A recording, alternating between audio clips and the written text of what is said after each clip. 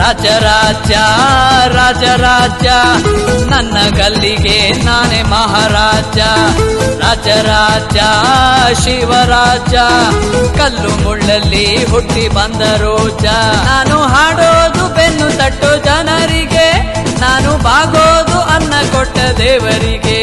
ನಾನು ಹಾಡೋದು ಬೆನ್ನು ತಟ್ಟು ಜನರಿಗೆ, ನಾನು ಬಾಗೋದು ಅನ್ನ ಕೊಟ್ಟ ದೇವರಿಗೆ.